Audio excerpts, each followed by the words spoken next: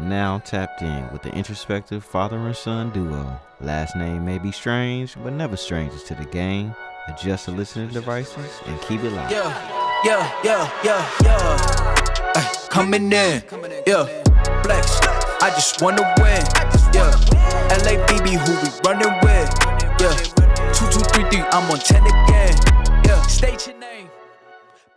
Hello, and welcome to another installment of No Strangers to the Game. Today's episode is going to be discussing the ethics of technology. But first, it's January 2nd as we record this, which means we just had New Year. Excited to be in 2021. How did you spend your New Year's? At home, on the couch. Just relaxing. I mean, there wasn't a whole lot going on. Just trying to stay out the way as the cases of coronavirus seem to be surging, and just trying to make sure that, I'm doing my part, whatever that is, to, hopefully mitigate or not increase those. Yeah. So, it was relaxing. Me, your mom, your sister, and our little cousin, Janiyah, we just hung out and drank some apple cider, 12, and shut it down. So that's pretty much what we was doing.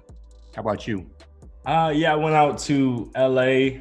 My friend, I went to high school with him, one of my best friends, and he just got a house out in LA, his family. So spent New Year, brought in the New Year with them. But on New Year's Day, came back home and gumbo was on the stove. So I was pretty happy about that. Once again, food it's a big deal here in the strange house. But I think it was a good way to bring in the New Year.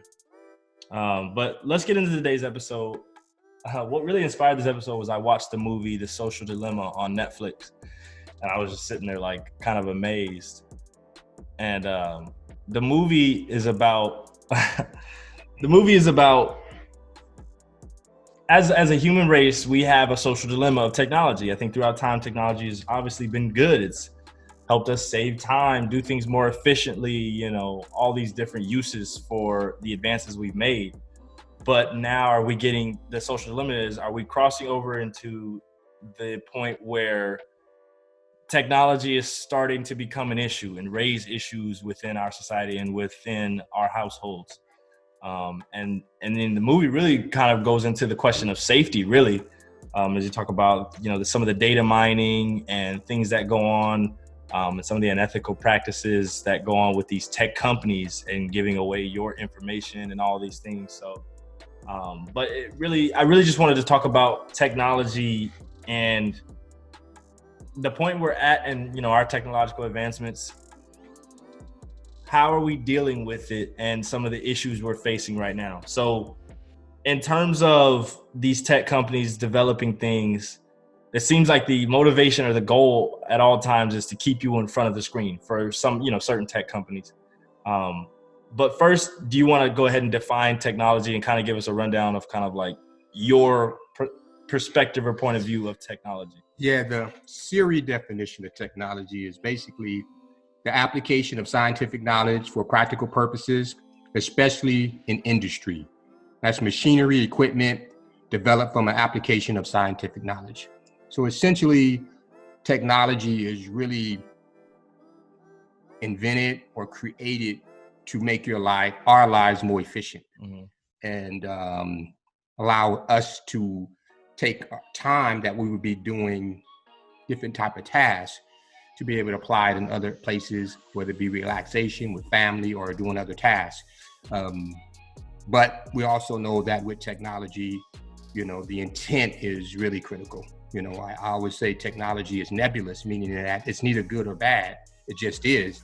Your intent and how you use it determines whether or not it's good or bad.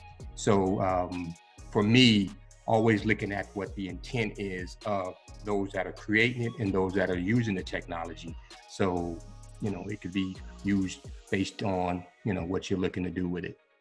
With that intent, it's funny. I always tell people, Apple is like a cult, because if you don't, they even say it explicitly. If you don't have an iPhone, you don't have an iPhone, and what that represents. And I understand marketing, I understand capitalism, I understand, wanting to grow your company, but it seems as though their intent is to make everyone have an iPhone, one, and two, spend as much time as you possibly can on Apple products. And the worst part is that they know it's unhealthy. They know it's probably not the best thing for our society to have everyone on social media or watching movies or watching TV constantly on these screens. Yet they are constantly pushing for that. And most people give in. Most people, I mean, we sit here with an iPhone on a Mac right now. And that's the thing about it is, like, once again, these things, they have great uses. I can do millions and millions of things with this phone and my laptop. So in that case, it's like that, once again, we come from that social dilemma. I can use this for so much. I can get so much done in life with these products, but when it crosses over into me spending all day and night on it and it becomes unhealthy, then how do we find that balance? Like, where do we, as humans, I mean, I'm gonna get into the capitalism and the companies, but as humans, how do we find that balance? Really comes down to self-discipline. You know, unless we go out and get, technology police to say, hey, you didn't spend 5 hours on your phone and technology today, we're gonna shut you down, like a parent doing a child. So it really comes down to your own self-discipline and using the technology for things that you are trying to accomplish and do, and not allowing the technology to consume you and your time. And I think that's where the balance becomes, is being intentional with it. And I think a lot of times, and myself included, we get on it and we just get sucked into a rabbit hole of different things and conversations and photos and videos that, you look up and you didn't spend an hour and you're just like, man, I wasted a whole hour and I didn't really get much out of this other than just seeing. And sometimes you're just scrolling through things and you even half reading it. It's just, I think it becomes addictive, and it kind of lulls your mind to sleep to where you're just sucked in, at least in my opinion, to the images and the ideas that you're seeing on the screen. And that part to me is not very healthy, because I believe that you're not filtering what you're consuming or taking in, and that can be very dangerous. Let's get into kind of, once again, our generational difference. I've had technology for I guess you could call it modern technology for most of my life. As a baby and as a young kid, I didn't. But, today you'll see kindergartners walking around with brand new iPhones, and they know how to call and download apps and do all these things, and they're in front of it. You know what I mean? You got babies that literally get, the little iPhones or the iPads, kind of baby iPads, and they watch the movies or they'll play the little games on it. What? It's like, I don't even know what life is like without all that stuff. You know what I mean? Like, what did y'all do in church without an iPhone? Like, what did y'all do on a daily basis without, tons of streaming services and, stuff like that? What was life like without all of this technology? Life was a lot more interactive in a social and physical setting. When we wanted to have entertainment, we was the entertainment. We went outside, we played, we ran, we made up games, we threw rocks, we rode bikes, skateboards, we played football, basketball. So we did things that, we had to be the entertainment. So it's different than this generation. Now you sit down and everything is entertaining you. And I think that's what leads to some of the health and even some of the social challenges that we have with just being able to interact with one another in a reasonable way. A lot of kids are growing up now with anxiety and things of that nature, just being able to interact with other people.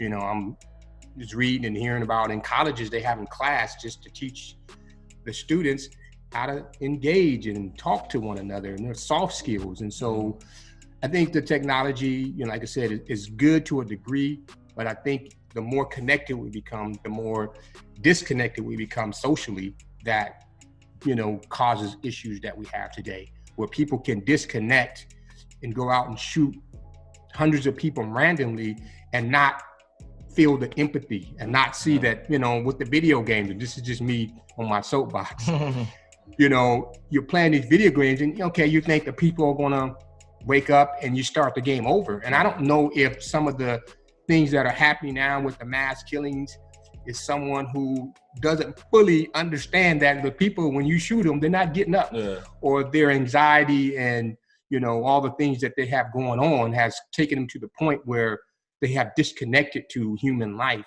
to where they have no regard for it. And therefore, if I shoot it down, I burn it up, I have no feelings for it. So for me, the more interconnected we become technology-wise, seems like the more distant we become socially. Yeah, it's funny. The movie, The Social Dilemma on Netflix, once again, they had a quote. This guy was doing a presentation. He said, everyone fears the idea of technology overcoming our strengths, right? Oh, we won't need any jobs. Everything will become automated. Technology will be smarter than us. And, there really will be no use for human life because technology will be doing everything. Everybody fears it becoming or overcoming our greatest strengths, when what's closer to happening and what we should be worried about currently is it overcoming our greatest weaknesses. Like you said, our insecurities, our anxieties, our, I guess, desire to not, there's comfort in being distanced from people because you have your phone or your stuff like that. Those weaknesses that we have as humans, we have to fear technology overcoming that. He said World War III is likely to be started over social media or over, something like that, because that's what's going on now. Yeah, and it's easier for, someone to text or send something out over the, phone or the computer, being bad. There's a lot of social media gangsters, as we call them, and then, then me having to sit down face to face and say, hey, this is how I'm feeling, to have that interaction. I think it allows you to be more empathetic and sympathetic to what you're saying to someone, even if you disagree, because that person is right there in front of you. With the phone, you have no regard. You throw stuff out there, and sometimes I feel bad for a lot of celebrities to a degree, because they're part of it they do to themselves. They put themselves out there, but just the millions of people that have so many opinions on this individual's life and what they should or shouldn't be doing. And I think psychologically, if you're not prepared and equipped, it can cause you to buy into those things and look at yourself from a self-esteem standpoint that could affect you. And especially with younger kids coming up, just reading and hearing about some of the things that 9 and 10-year-old kids are thinking about killing themselves because what's being said to them on social media by kids and other people who they may know, may not know. And, just that type of bullying to me is really, really concerning. Yeah. And so, What is, okay. Well, as I ask this question, I feel like I know the answer, but there seems to be a gray area. Obviously, it seems simple. Like there's a common joke on social media is like, how you get bullied over the internet? Just turn your phone off. like at the end of the day, we don't have to look at these screens. We can completely disconnect from technology. There's no rules against it. You'd be fine. But is there any, I guess, responsibility placed on these companies that are aggressively trying to seek our attention and our dollars to do things with a sense of ethics? Like, we've made a good, we've met our bottom line. We've made some money. Do we need to go this extra mile to keep them on this phone for another 4 or 5 hours a day? Do we need to do these things to make it, to cross over into unhealthy behavior? Or is it fully responsible on us as, individuals to, like you said, disconnect when necessary and, take care of ourselves? Yeah, I think the responsibility is on all of us. Now, how do you do that when it's about the bottom line, capitalism, and making as much as you can? And you're telling a company that this is how you make your money, but we're going to only limit you to doing it to a certain degree to where you got to pull back. That becomes the issue. Now, when it comes to information and whether it being truthful or false, or what do you call, what does it call it? Fake news. You got to have some responsibility on putting the truth out there. But as an individual, if I just go on Twitter and tweet something that may or may not be true, does the company have the responsibility of making sure that what I say is true or not? That's a lot of responsibility on a company, and I don't know if I can say that that's their responsibility. Many may disagree, but for me, I think it's as an individual, you have the responsibility to check yourself, to be disciplined so that you don't either get caught up. And if you do get caught up, you take responsibility for what you've done and the consequences of what that, is. So again, I always want to bring that back to your own self-responsibility, because there's going to always be something out there to catch your attention, to try to lure you into saying or doing something so that somebody else gets paid. Yeah. And it's up to you to make sure that you're not being used to, for someone else's expense. I want to get your opinion on, I think it's been recently proposed bill, and there's kind of people are on either side of the fence of it. With the data mining and things that go on, big companies like Facebook or Instagram, YouTube, they take the data and the things that you're searching for. Google is probably the biggest one. The information that you're searching for, and they sell, a lot of the place, even for your tracking your location, the things you search on the internet, the things you post, the things you view most, and they sell these to advertisers to where they can, obviously pinpoint advertisers that work for you. Oh, you searched up, sneakers last week. Let me put a sneaker ad on your Instagram feed. And from the surface, it seems like, okay, that's a genius, advertising tactic. You don't fully understand, that can probably be pretty bad.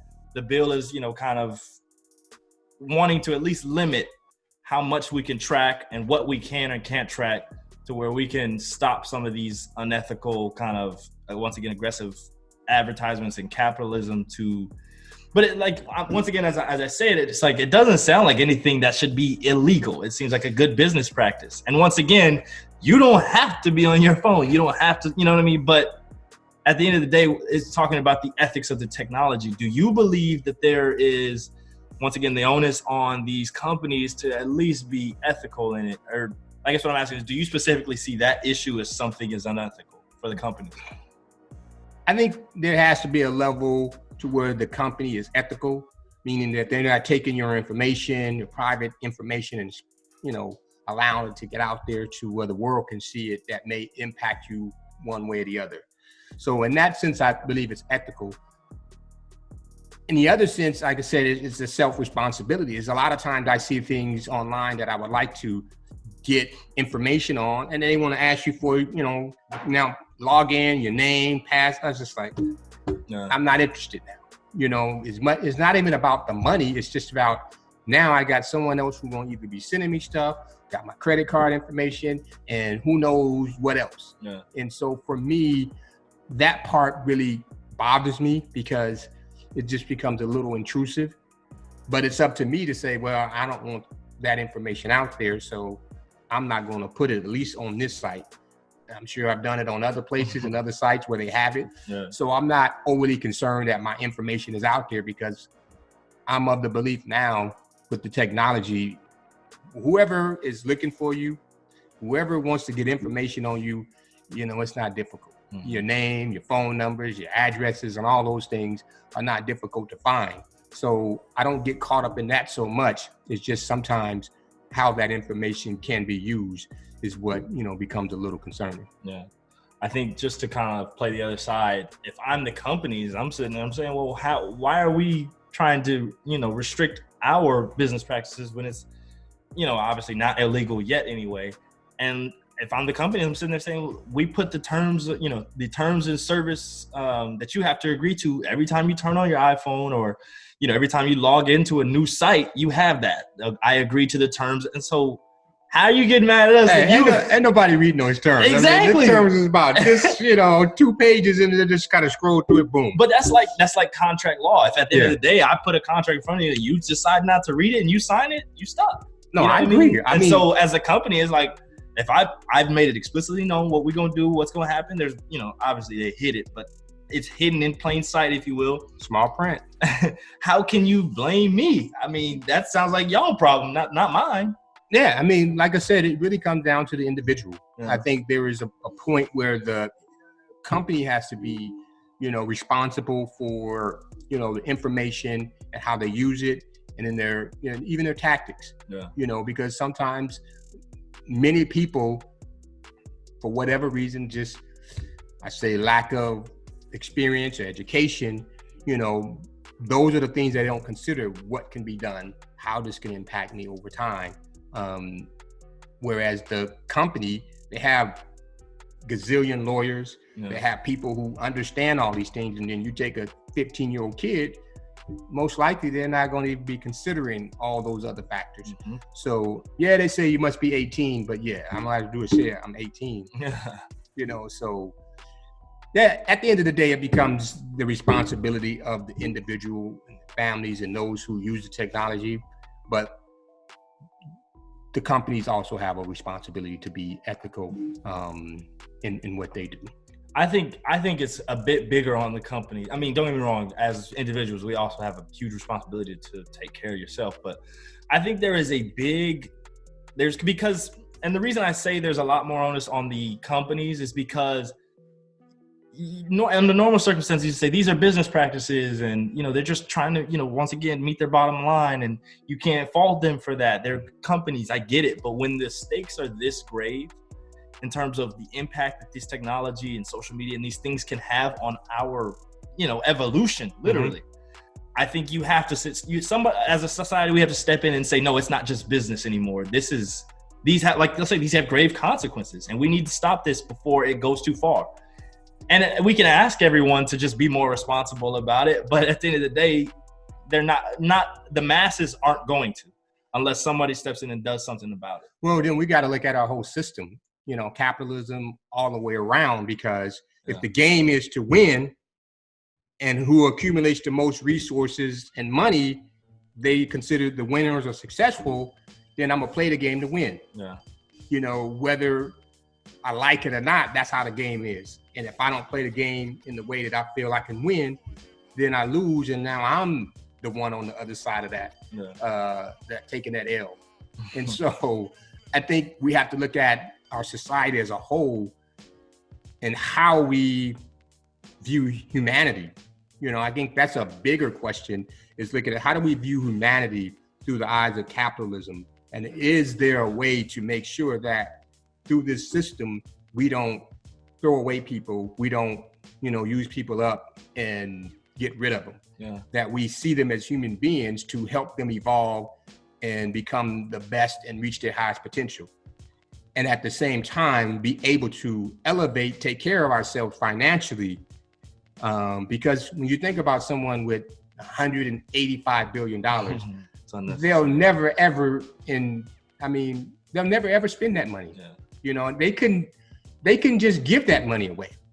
You know what I mean? If they, it would be hard for them to try to spend that money every day just because of the interest they're gaining on it, and the investments and all the things that go along with that. So for me, and I don't want to sound, like socialist. Socialist, but I think the biggest challenge is not even inequities, really, but the lack of opportunities for people to be able to access the resources and the things that they need to be able to create the life that they want. And when I say inequities, like a doctor is going to probably make more money than a janitor. But if a janitor has everything they need, they're happy and they love doing what they're doing, there's no problem. And they're able to live the life that they choose. That's not a problem. The doctor, hey, I went through school, I did these things to where I'm doing something I love to do and I'm being compensated for it. So the inequities, they become gross, but I think the bigger issues to me is the lack of opportunities for everyone to be able to kind of live the life that they desire or pursue it. If that makes sense. And once that's a whole nother episode right there. We're talking about reassessing the whole system and taking a look at capitalism. But to kind of get back on track, we talked about what the system needs to do, and we've kind of gone back and forth. But as individuals here in our household, it's funny because as I was watching the movie, The Social Dilemma, I told myself I'm not gonna go on my phone for the whole movie. It's about an hour and a half. So my phone was sitting there and, it kind of lit up. I got notifications and I was like, I'm not a person who's constantly on my phone, but like everyone else, I'm on my phone a lot of, throughout the day. And so for that hour and a half, it was so weird to find myself, not that I was dying to get on it, but to consciously find myself having to fight the urge to just pick it up and check it. You know what I mean? And that was something that was interesting to me. And within our household, I'm wondering, as a parent who grew up in an era that was totally different, how is it raising a child in a place where these screens can be convenient? I mean, we've got distance learning now. You know, you've got a lot of things you can do on the internet. And, you know, how do you find that balance? As once we again talk about balance of like, okay, you're gonna have screen time. Everybody else has a phone. We got you a phone now. You can watch Netflix. You can watch movies. These aren't terrible things you're gonna die from or anything. But finding that balance of like, okay, we're gonna once again reconnect. Well, we just have to be intentional about setting aside that time. You know, me pulling away from things I'm doing, and your mom, your sister, and while you're here at the same time, and connecting. And we've been doing that a lot over dinner. We've been doing it a lot, just sitting down and having discussions about different, you know, topics that, you know, come to mind. For us, the other night, we had a long drawn out debate on setting goals and whether or not, you know, that's something that's in fact effective, or how you set goals. Yeah.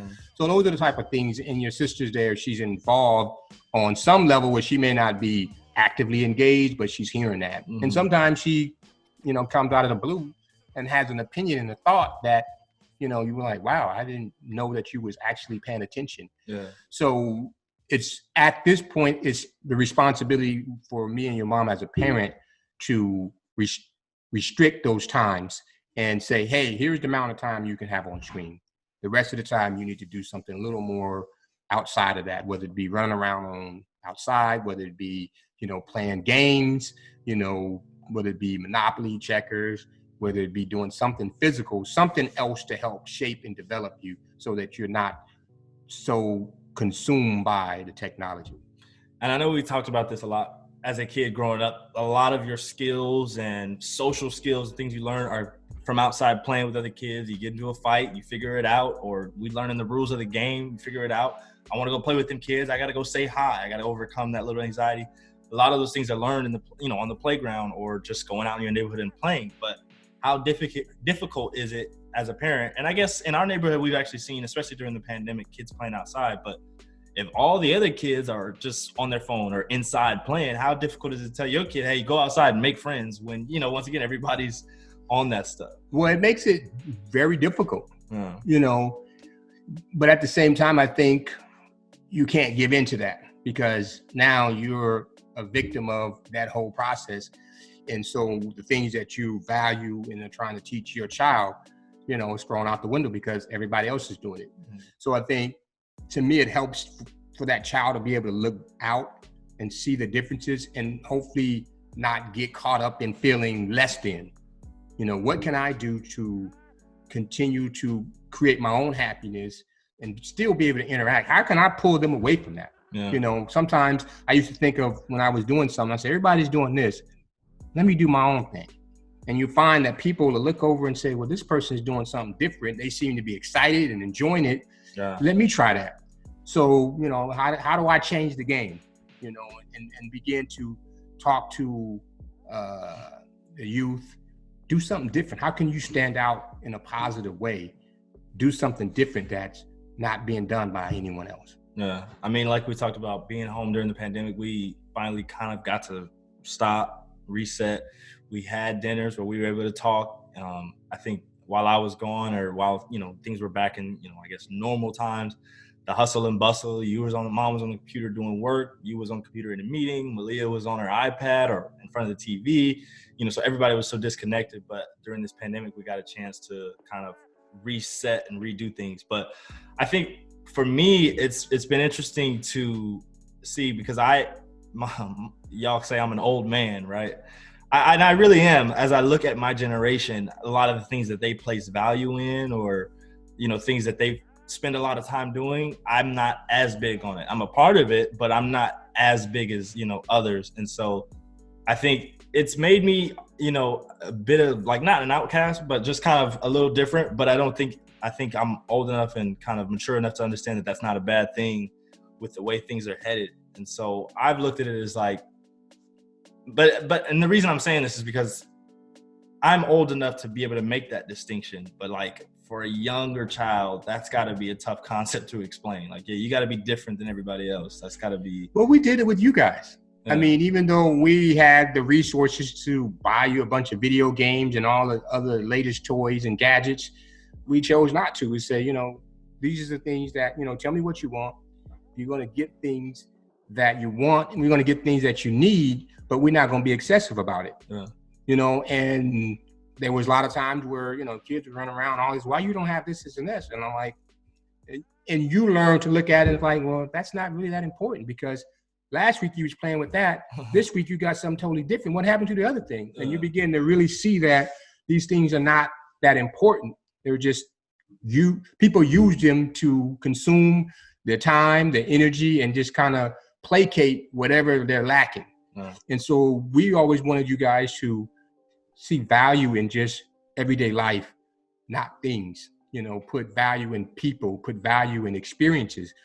That's why we never had a problem taking you guys places and having experiences. I'd rather spend $3,000, $4,000, $5,000 on a trip for an experience than spend $500 on a game or some toy that, you know, a week or two later, you done threw it away or in the closet, or it's broke, and you're like, I'm on to the next thing.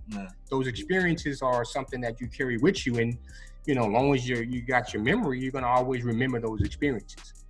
And it's funny because as a kid, I think because of some of the stuff you just mentioned, I always had a really good concept of what was real and what wasn't.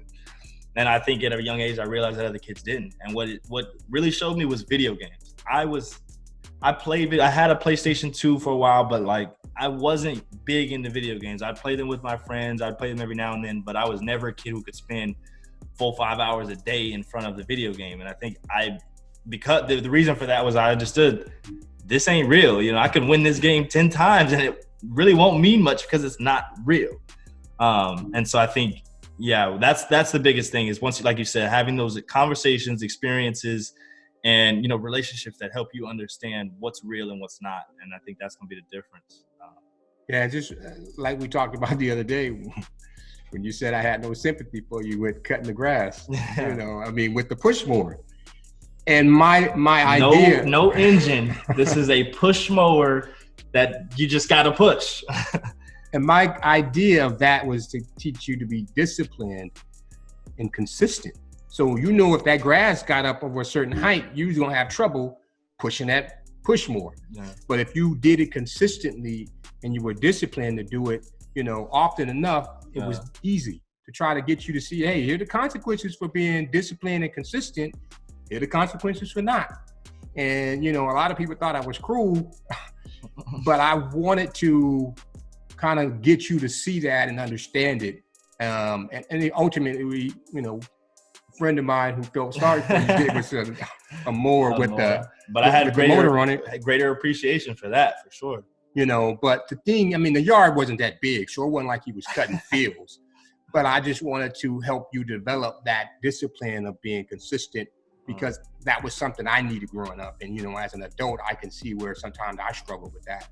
And I wanted to implement that and instill that in you so that you could see, okay, if I do things, I can make it easier on myself if I'm consistent and I'm disciplined, or I can make it difficult. It's like working out. You know, if you go out and work out once a month, you know, when you go out there, it's going to be tough. But if I do it consistently, it's going to be tough, but my body's going to be able to adapt and adjust. And as a result, I'm going to feel good. And once again, I think like social media, video games and stuff like that have also, like, I was talking to you guys earlier, or you and Mom, you know, a while ago, about a lot of children, they don't understand that the reason they face consequences when they do is oftentimes a result of their actions. And I think sometimes the social media, the video games, because in a video game, if you lose, you just restart, or you go back to the checkpoint, or you know what I mean? And so it kind of you start to lose that reality of like, my actions have consequences. I can't fully blame other people when I can look back and say, no, that happened because of me. But a lot of kids haven't been able to do that, you know, in recent memory. So yeah, I think that's going to wrap up this episode. Good discussion on technology and the ethics. We talked about, you know, we broke down, you know, the onus of the companies and, you know, us as individuals to make sure we keep ourselves healthy, literally, and the balance of using technology and not becoming, you know, not letting it use you. So I think that was a good episode. And I think there's if anything, we think we got more topics for other episodes out of this, but good discussion, and we appreciate you guys for joining in. Hope you enjoyed, and we'll see you next time. Peace. Make sure you like, subscribe, hit the notification bell so you're notified every time we post a video.